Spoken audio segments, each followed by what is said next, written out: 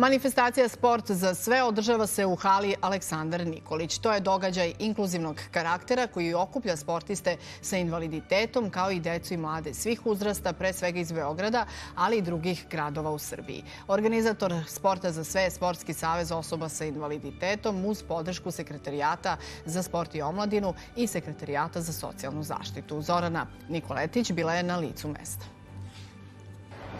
Cilj manifestacije Sport za sve je promocija sporta, fizičke aktivnosti i inkluzivnosti, a u ovom događaju prisustvovaće i paraolimpijci, osvajači svetskih i evropskih medalja, a koji sve sportovi će se zaigrati ovde u hali Aleksandar Nikolić. To će nam reći moj sagovornik. Sa nama je Nemanja Radović, generalni sekretar Sportskog saveza osoba sa invaliditetom Beograda. Dobar dan, hvala vam što govorite za naš program. Recite nam koje će sve igre ovde biti zastupane. Dobar dan vama, vašim gledalcima i hvala vam što pratite naš događaj.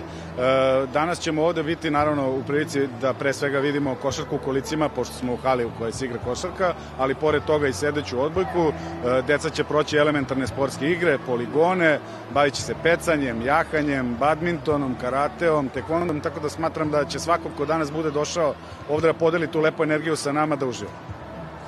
Kog su uzrasta? Rekli smo da su svi uzrasti zastupljeni, ali evo kojih, da kažem, uzrasta ima najviše i koje su igre najinteresantnije posetioci? Ja moram prvo da kažem da naš savez postoji 53 godine i da smo mi najveći savez koji okuplja osobe sa invaliditetom u bavljenju sportom. Što se tiče najpopularnijeg sporta, generalno to je uvijek plivanje. Nažalost, ovde ne možemo to da odradimo, tako da vidjet ćemo šta će deca najviše posećivati, ali svakako to su ove elementarne sportske igre i to je ono čime oni vežbaju svoju motoriku, odnosno svoj pokret. Tako da to je uvijek nekako najzanimljivije. Ko će od paraolimpijaca doći danas? Vidjet ćemo ko će doći. Mi smo ih pozvali jako puno, pre svega naš predsednik Draženko Mitrović koji je paraolimpijski vice šampion, ali danas ovde očekujemo i druge koji će sa nama doći ovde da podele tu, ja kažem, verovatno najbolju energiju danas na celom svetu.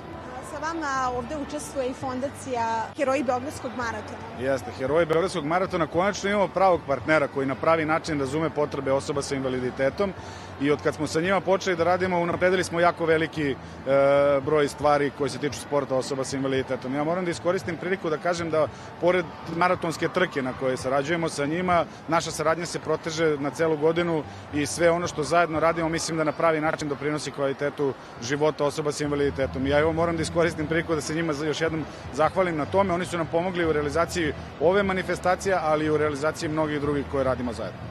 Hvala vam mnogo. Čuli ste sve spremno za početak takmičenja. Mi naravno svim učesnicima želimo mnogo sreće i znate kako kažu, neka najbolji pobedi. Baš tako, neka najbolji pobedi.